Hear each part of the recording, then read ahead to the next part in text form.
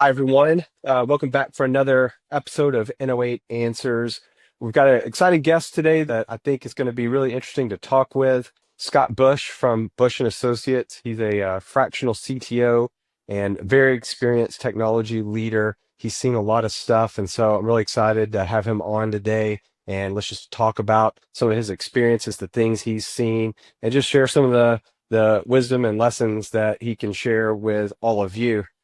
Hey, Scott, thanks for being here today. No, thank you, Jeff. Appreciate the invitation. I've in the past, I've done an NO8 answers. I've done some writing with our blogs and that kind of stuff on, why you shouldn't hire a CTO, and sometimes that catches people's attention, especially my CTO friends like you. But that message is mainly aimed at more of our early stage companies where they're not really ready for a CTO, and they kind of go towards that as an option a little bit too early. I thought maybe one good place to start is just, can you tell us a little bit about what is a true CTO, like a bona fide CTO? What type of experience and skills do they bring? What types of problems they solve? Can you just sort of paint a picture for us of what really is a true CTO? That's a really good question. And there are a lot of professionals that really don't know the difference in some of these C-level positions. There are three primary, and um, let's just go over those real quick. Maybe that'll Sure. help frame the conversation. One is a CIO, a Chief Information Officer. The second is a Yep. CTO, which is a Chief Technology Officer, and the third is a CISO, Chief Information Security Officer.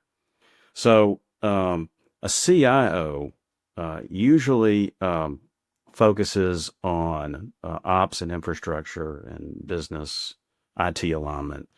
Um, think about it along the lines of um, how do we use tech to run the business better?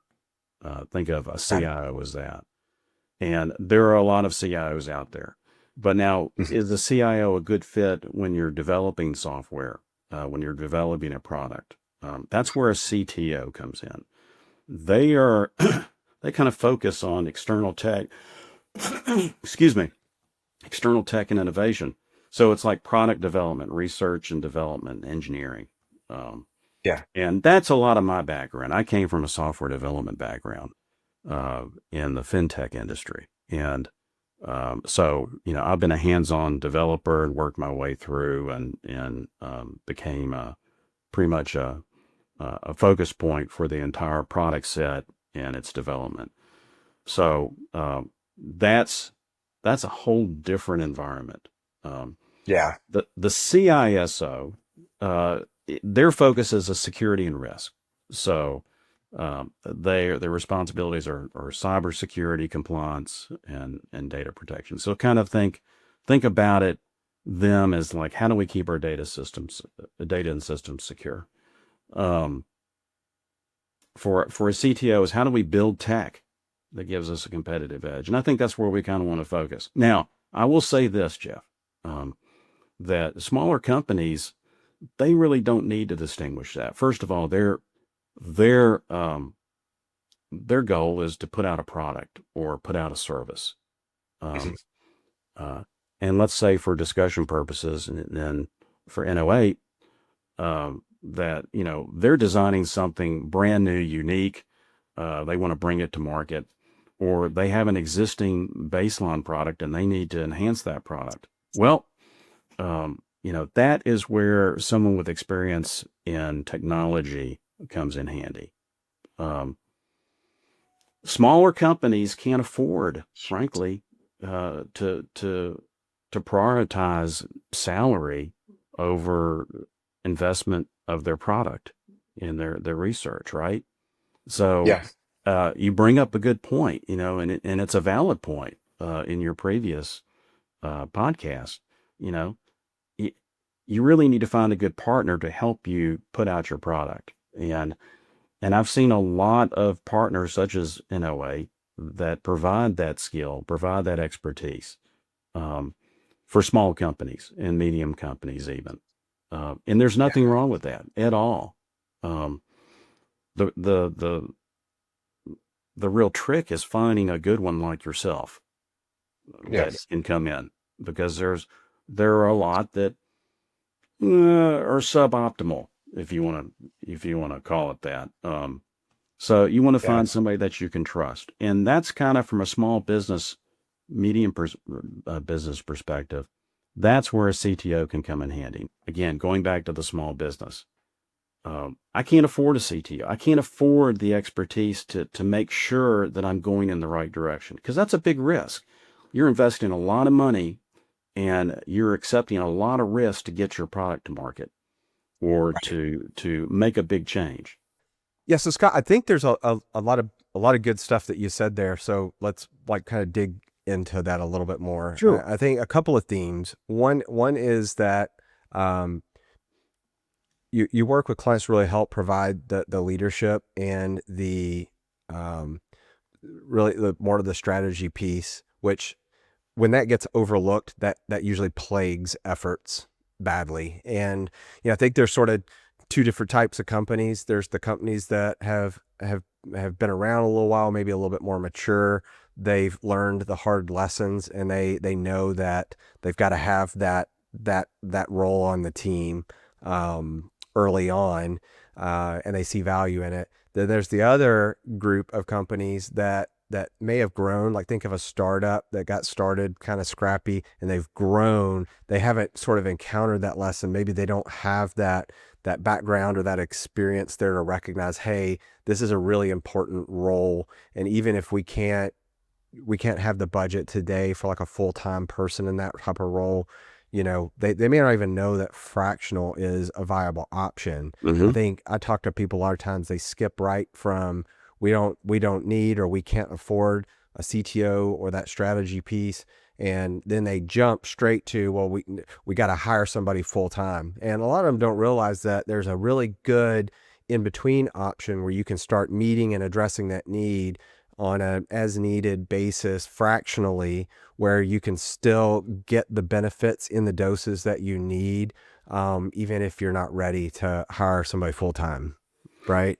Right. The return on investment, if you're cash strapped or you have a tight budget, I want to make as few mistakes as possible. And Right. with the right combination, you may spend a little money on our services up front, but with that investment, you're going to be going a lot further with what you're trying to do, and Yep. you won't have to go backwards, right? That's So, right. and That's we right. And complement. sometimes going backwards isn't even an option because the mistakes can be big and significant enough that it kills the company, Yes, or sir. it kills the effort entirely. Yes, And sir. which is sad because a lot of times that's really avoidable. And it's funny Yeah. how like missing deadlines and going over budget are like those are the problems that show up, but those are really more just symptoms of the problem than they are the actual problem itself. And if you're already missing deadlines and you're already over budget, things are probably in pretty bad shape already. So there's some work to Yes. be done, and the need to address it really swiftly and efficiently is even more important.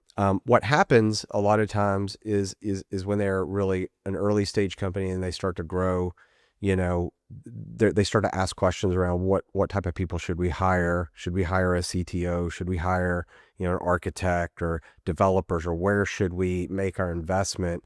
At what stage do you think that they should be sort of thinking about, like, does it make sense to engage someone fractionally as a CTO? And then when does that turn into maybe enough of a need to be full time? I think smaller companies and medium-sized companies have actually more flexibility and are thinking more outside the box than even our Fortune 100 companies in certain Mm, cases. They can afford to yeah, do that. Conversely, the larger companies have more market share, but the smaller companies have that flexibility to make quick decisions and implement this uh, technology solutions faster. tell me whether you agree with this or not. But even if you're unsure, right, or if the question's even coming through your head about, should I get some CTO type of help, I would encourage you to do a small engagement to start with, just to like get somebody else to look at what's going on, right? Like that you'd be surprised how good of an investment that could be by just paying a third party and engaging them for something maybe small to just do sort of a look around, right? Let's poke around a little bit, see what we see, and maybe you're in great shape and you get a confirmation that, you guys are doing great. You don't even need me. But the benefit is that if there is something that is needing to be addressed, you can identify it, earlier on in the process. And man, for the investment versus the return, it's a no-brainer. I agree, 100%. And we've spoken about this, but my initial conversations with customers, a lot of times the first hour is the most constructive. Uh, Huh. when they tell me, what their problems are, um, I can give them an answer that makes them feel really good. And I wouldn't charge a penny for that. I call it a sanity check. Right. This is something where, and you brought up a good point, investigate, just don't wade into the deep water yet, but Yeah. take it slow and listen to who is working with you in that role, whether, fractional, consulting, whatever. And you're going to figure out pretty quickly that this is a good idea. And this is something that we haven't done. And we've clearly run down this wrong road. And, Yeah. I think this person or persons can help. Uh, some of those bad decisions are just repeated over and over again.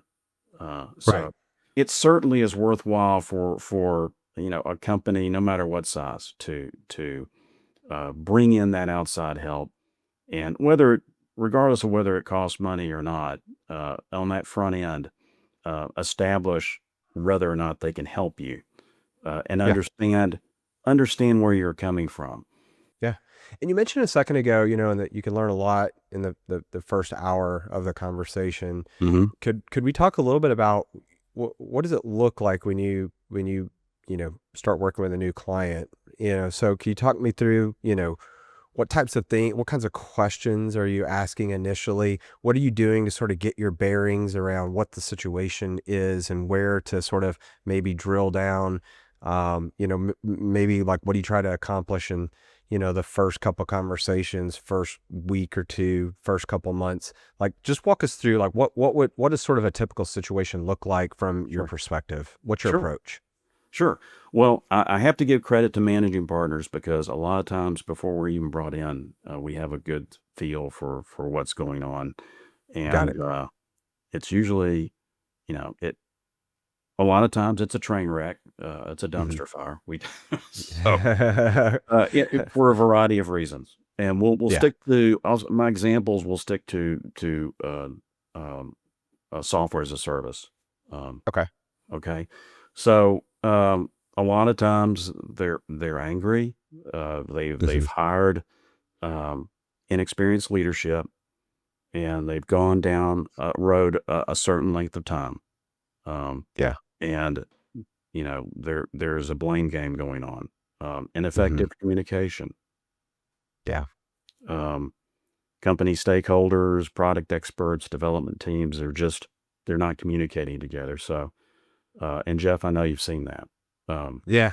And one of the things, and we'll talk about it, I'm sure, but one of the things that is vitally important is when we're working a project, in whatever environment, um, the company has to be um, listening to their developers, their development team, um, Hmm.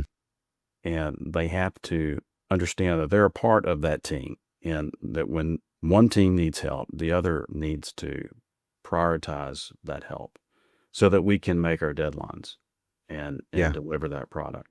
So ineffective communication. Uh, Sometimes there's a misunderstanding of the scope of the project. Um, Right. you How know, often is it that the scope's not real well defined, right? You can't be successful if nobody is clear on what the goal is. yes, sir. Yes, sir. And you've seen that. And It's so, common, shockingly common. yes, sir, it is, and so a lot of the work is front end, right? A lot of the Hmm. work that both you and I do is front end. It's making Hmm. sure we measure twice and cut once. So Right. there's very little misunderstanding. Which is Uh, kind of counterintuitive. I don't know if you've experienced this or not, but what I see happen when a project's not going well, people try to work harder to put more dev resources towards it, more hours. Everybody needs to work harder. You need to get more work done. That seems to be like the common sort of response to a project not going well. And what I've found is the opposite approach is usually the right approach, which is if things are not going well, it's better to temporarily slow down. Let's almost sometimes even pause completely if we have to, and let's take inventory of what's really going on, make sure we're really clear on, like you said, the scope, what's our approach, are we all aligned, which is the communication thing you talked about.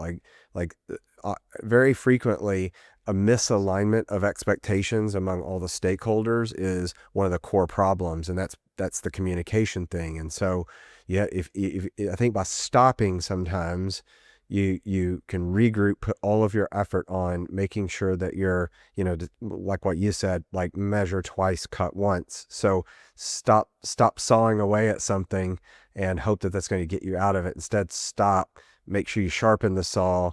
You got a clear plan. You got clarity around what are we building. Everybody's on the same page. The expectations are reasonable, right, and doable by the team. And then restart again in a much more a much better position of clarity, right? that yes, couldn't well said. Work smarter, not harder. And you probably going into environments where you've had to do that, and you've had to convince them that's the best thing to do, so you can get a clear handle on what the issues are.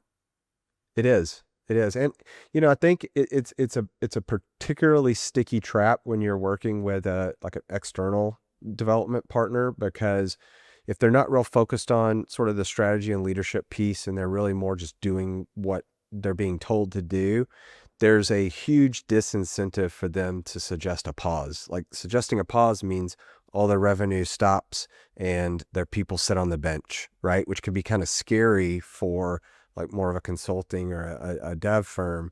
But I think if you have somebody that's in there that can recognize that working harder is not our way out of this, let's pause, and that could be a few days in a lot of Yeah. cases, right? Yeah. Just stop, put all the emphasis on getting clear about the plan, make sure everybody's on the same page, and then keep going. It may feel scary, but it's going to get you out of the trap a lot faster.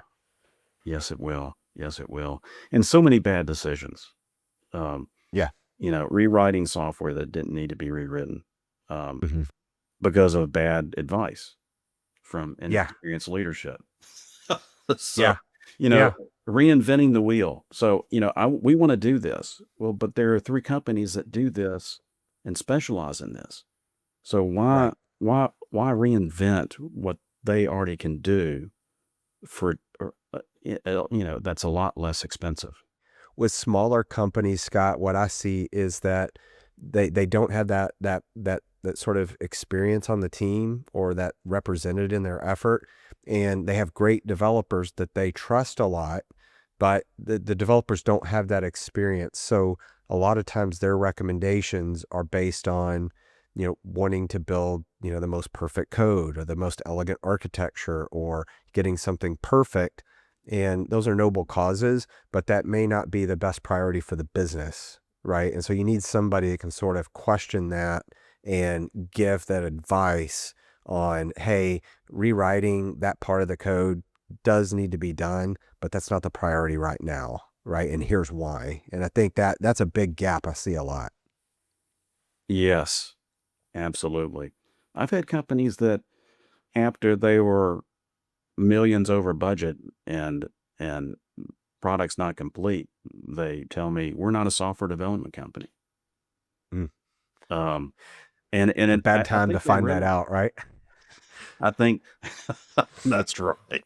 Um, but it's because there are other companies that can do that. Now, what they offer is unique and from a market perspective, Yeah. uh, something that they're very successful at. But what some companies forget is it's the people that makes the product successful.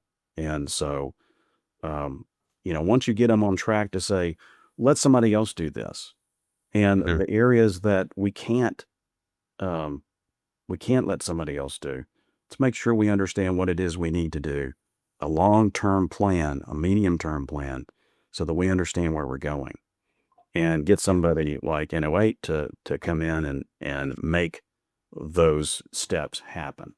Um, Yeah. that's that's It's that's literally because I can't do that, and I used to do this, but mhm. this is why it's so important to have partners like yourself, so Mm. that I can reach out to Jeff and say, Jeff, here's our situation, and we need to do what we did with the last company and Yeah. get them back on track, and then my work will be done as a Yeah. fractional CTO. Um, I'm not there forever. Um, Yeah. I don't intend to be there forever. I intend to correct the problem and be able to move on. So that's Yeah. where, you may be there. You're going to be there a lot longer than I am, but Yeah. the goal is to get them on the right track. That's right. That's right. And that there's multiple steps to it, right? I mean, we talked about, scope as an example. Like if you can identify, hey, we're not clear on scope, then you fix that. You make sure you're clear on what the priorities are, reassess, what's the real effort required to execute this plan. And then, I would imagine you can be pretty helpful in helping them size up, like, okay, like now that we know what we're trying to do we have the right people on the team? Do we have the right roles covered? Do we have the right people on the team? Are there any gaps? Is that the kind of thing that you get into also, is helping sort of assess like what do we really need to execute on this? It is, and you asked that question earlier. One of the key things that I do when I go in, um, we do a sanity check, and if we move Hmm. forward, what I want to do is interview all the key players, the company stakeholders, get to know them, Yeah. get a feel for what they do, and not only what they do, but their perception on what we are concentrating on. Um, Right. so that we can kind of get an overall picture, not just a scope of a particular project, but a overall kind of health and well-being. A lot of times I Yeah. go in, and one of the first things I hear is, we need to get rid of this person. This person, it's all this Hmm. person's fault. And Yep. that's hard for somebody like me, but that's just the way it is, there's somebody that they're keen on, or some people, or some department that's being keyed on. Right. Um, Yeah. a lot of times, sometimes they're right on. It could be an experienced leadership, could be just a bad fit. Uh, Right. a lot of times, though, they're being asked to do something that doesn't make sense. And Yeah. so sometimes I like to expand their resources that are just idle. And so I'll reappropriate resources.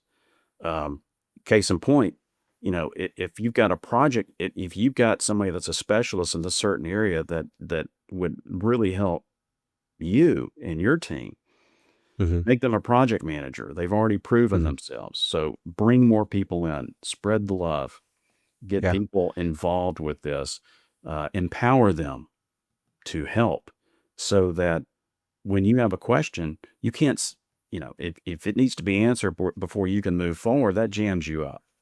And Yeah. so the more people that you have that are resources that can answer those questions, the better it's going to be for everybody. So, and Yeah. that ultimately helps the person that's being blamed, Yeah. because they're seeing some more teamwork, and Right. sometimes we can save, sometimes we can repurpose, reallocate. A lot of people, Yeah. when we're dealing with technology, I've seen this over and over again. You probably have as well. Well, I'm going to lose my job. Well, You're not, because there's so much to do. You may just do something different, Right.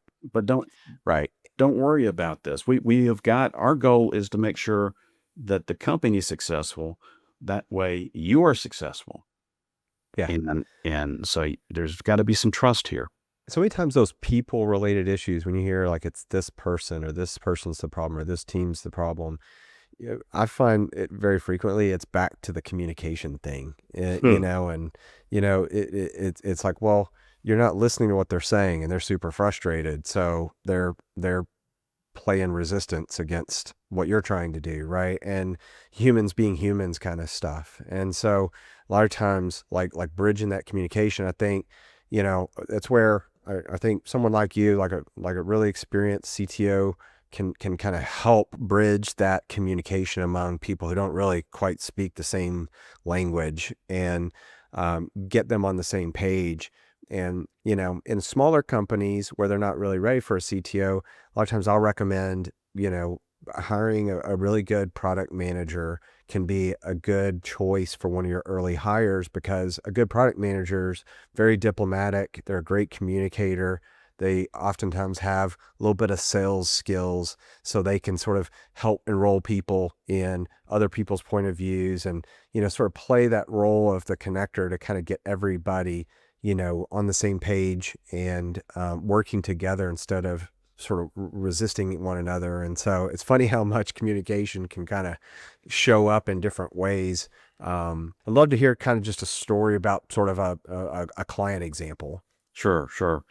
A lot of what I've kind of already touched on are from past examples, and there was one that kind of brings it all together, where they were in denial, and that's by the way, that's a difficult thing when you're dealing with other C-level positions.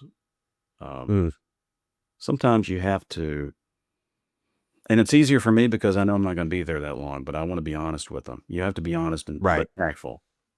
Um, Yeah. they were in denial that they had any part to play Mm, in the destruction of their timeline. So, yeah. because Yeah. they they didn't really do anything. It was somebody else that did something, and so Yeah.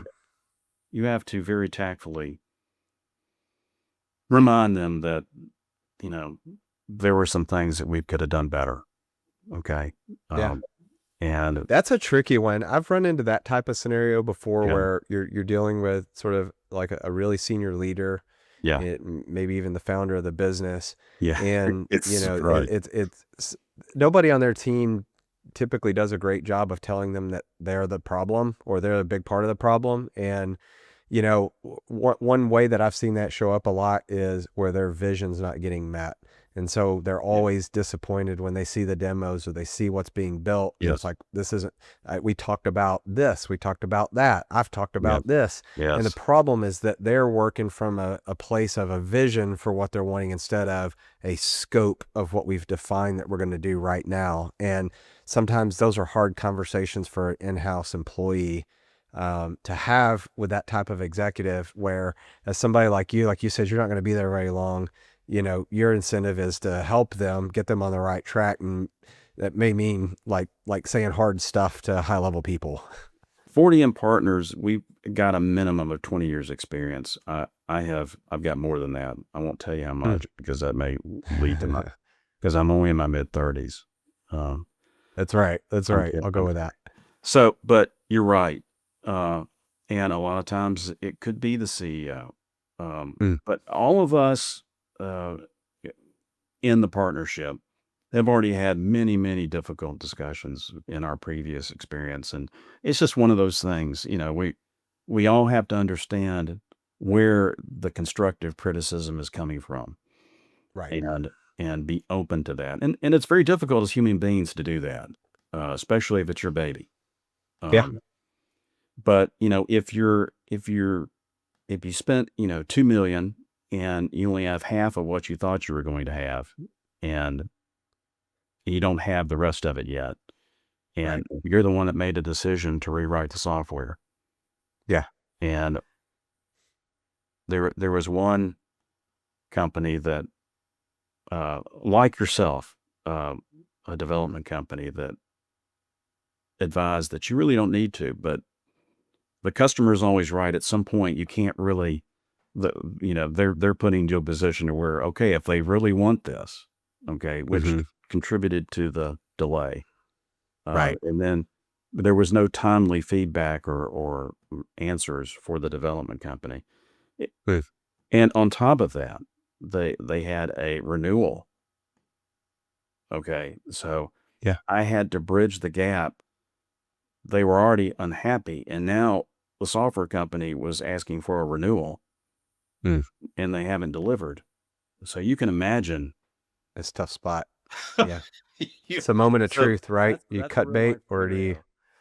Yeah. Yeah. And so, in the end, though, I think we were in a better place, and they made Yeah. some conscious decisions to do some things. They went with another company, and they understand that we don't have to reinvent the wheel, Yeah. and so they were taking some really positive steps, and they were very comfortable with where they were. But to get from where they were to that point um, was a challenge. And again, that's a really good reason to have somebody that has had experience. A product manager or project manager is not gonna they're gonna be scared to death Right. being in that situation. You want somebody that can come in, has been there, and can help them work it out, and oversee the yelling and screaming and weeping and gnashing of teeth and all that kind of good stuff. But Yeah.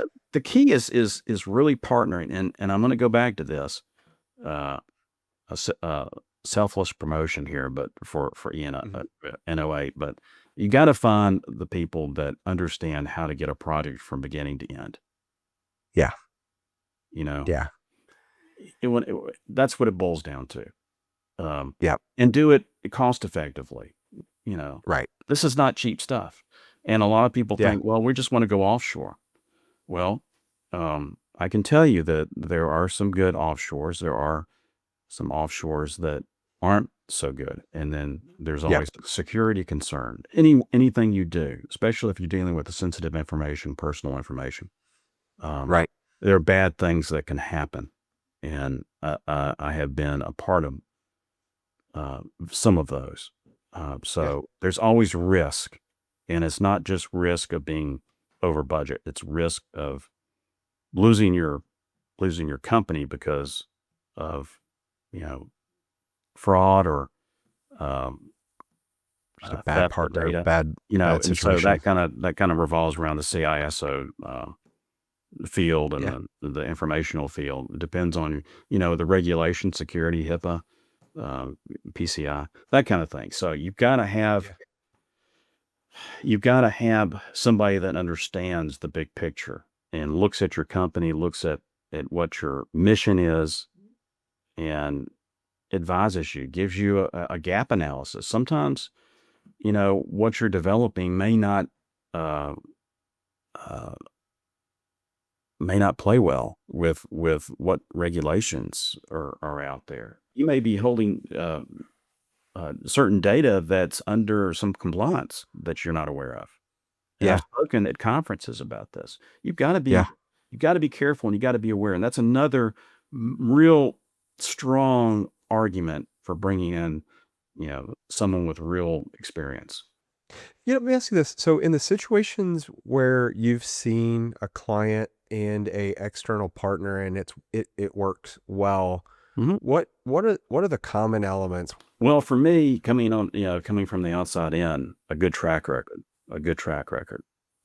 examples of what has been accomplished, um, attention to detail, based on the business. What type of business is it? Are you dealing with finance? Are you dealing with um, um, healthcare?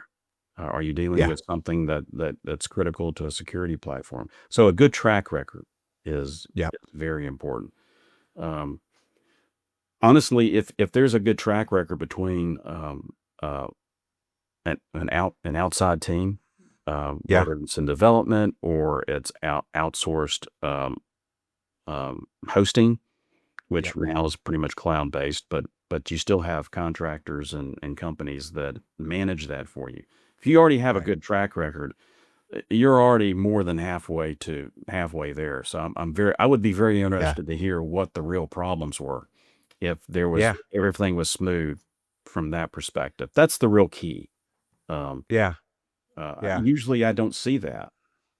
So, Yeah. um, It's hard, and I think the reality is that this type of work is difficult, right? And custom by its very nature is different every time. It might be a similar industry, might be similar tech, maybe same team, but there, as you change variables, what you're doing is very difficult to make it really consistent and repeatable. So, where you can have solid processes that you follow pretty religiously, I think that that's a good starting point. mhm. But, I think some other things that come to mind for me in, those situations where it works really well is I think that you're aligned on expectations, back to the communication thing we talked about, like both parties have the same expectations and they're on the same page in terms of what the third party is expected to do.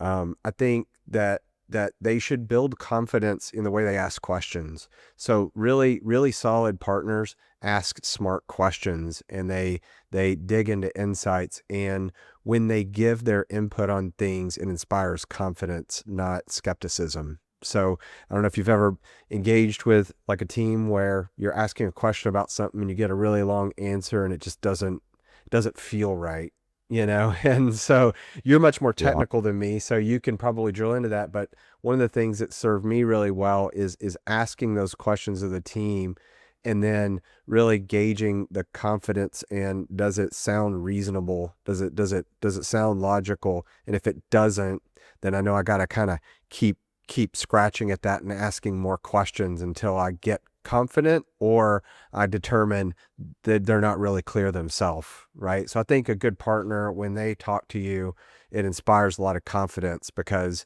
they give good advice. They're clear about how they explain it. It makes sense, that type of thing, right? And then, the track record thing that you talked about, it's do they do what they say they're going to do? If they, even in small things, something that's going to be done, in a week, did it get done in a week? Did you get surprised by it when it was due that it's not done, right? Like Mhm. so things happen, but did the partner come tell you, hey, there's an issue, right? Like we expect to have this done next week, but here's the issue we're encountering. Here's what we're doing about it, right? Mhm. So I think back it inspires that confidence just in the way that you handle things that don't go as planned. So yeah, good stuff. So So Jeff, if I could just add, uh-huh. so you're not giving yourself enough credit because you are technical. Um, and you do know how to swim past, some of the answers and to drill down. So that's what makes you good at what you do. Uh, Yeah. Yeah. but Thanks. I but appreciate it. but what makes a great partner, such as NO8, is you care. You care enough Mm, to understand and learn about what they're doing. yeah, that's right. There That's are right. companies that obviously don't have that. They Yeah. just want to put out something. They're mechanized. Right. They've got this, Bill they the learn to do hours. that. And because of that, you're engaged more in a negative aspect because you're having to paint a picture. But, you know, the real secret to the sauce is the company cares. The company that's working with the development company that's working with the primary company, they care. Yeah. And Yeah. I would agree. That's and a it big difference shows maker. and gives you that gives the owner that peace of mind and that Yeah. clarity, right? That you understand what we're doing. I've heard that Hmm. before where they Yeah. say, we like our partner. Oh, they are super expensive, but I can work Yeah. with them. I like them. And they understand what we're doing. And if you Yeah. can master that, then that is the secret sauce, in my opinion. It is. It is. And the really good ones are that's what they're good at. Right. Yeah. And so, Such as you. um, yeah, that's right. I mean, I think I do believe that's a difference maker for us. I think really caring about it. And, as in sort of a consultant role, it's important for the client to know that you're looking for their best interest, not just what's good for you. Right. Yes. And I think that's where, again, human nature can creep in sometimes. And, like outsourcing shops can sometimes put their interest ahead of what's really truly good for the client. And they're not out to get people or that kind of thing in most cases, I find. But it's tough sometimes to do something that is really good for the client, but may not be best for you, right? But over the long run, I would argue that it really is best for the firm as well. So And you have their best interest in mind. that's right. That's right. Are you seeing anything? Are you seeing clients starting to use AI in a way that's actually, positively impacting their business? Like what are you seeing kind of on the front lines as it relates to AI usage in product development? So the partnership, we are actively engaging in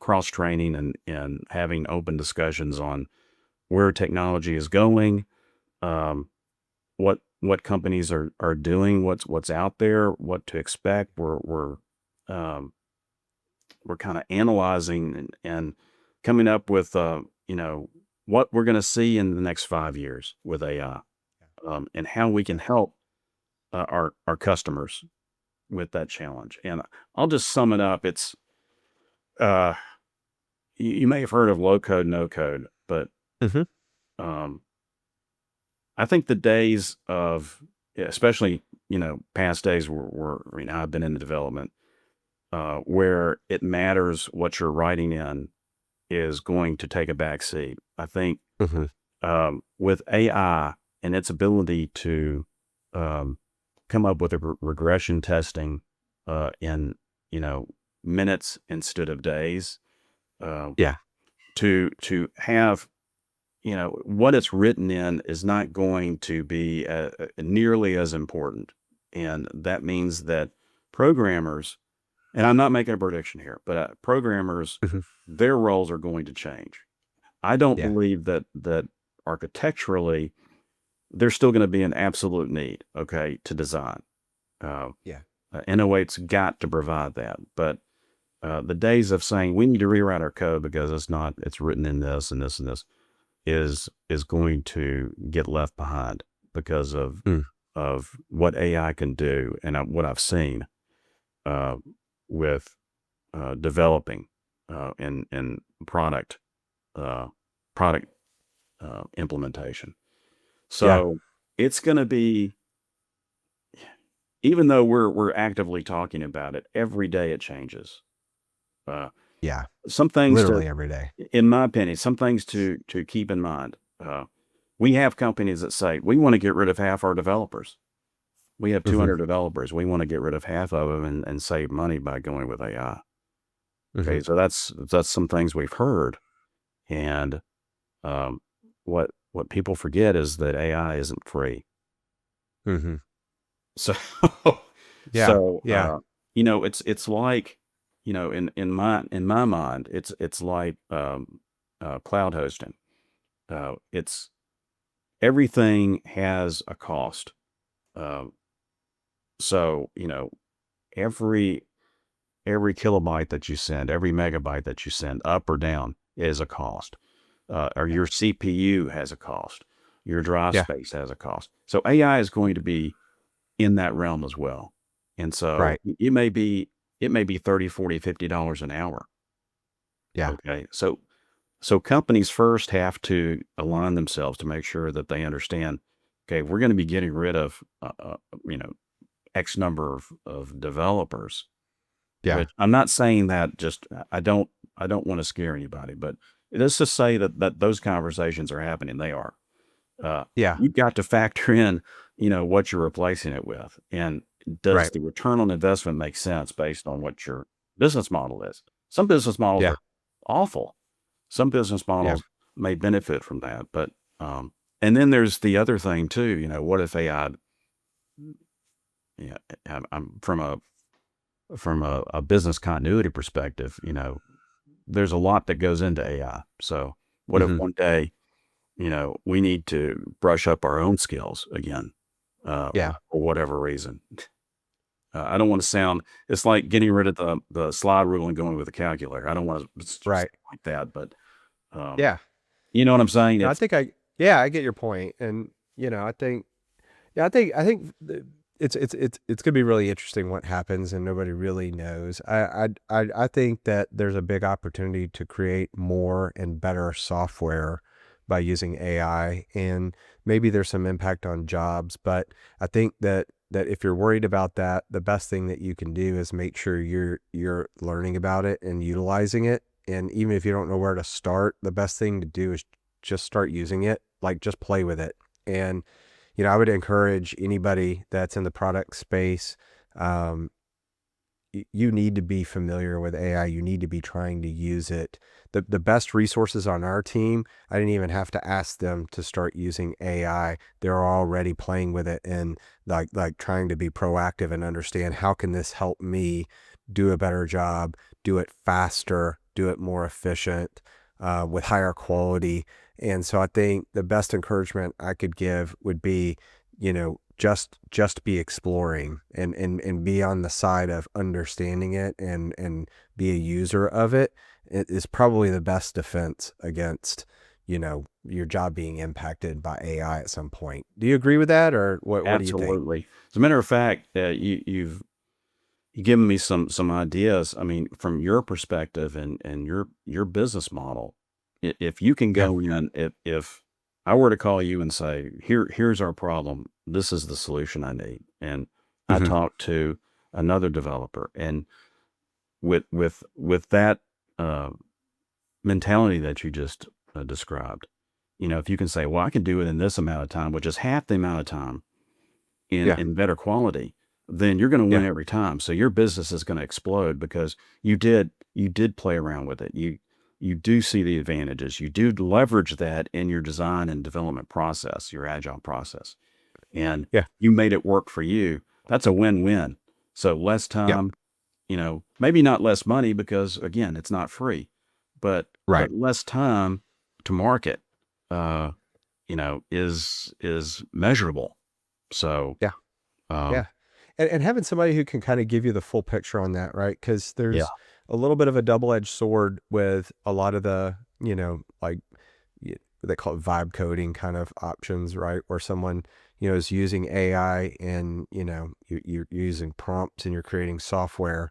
One argument that I've heard recently that I think is really valid, especially right now, and it will probably get better in the future though, is it may be good at creating a first version for you or an initial version to start with, but then the moment that you have to start refactoring, reworking, or bug fixing, things like that, it can eat up a lot of your efficiency, right?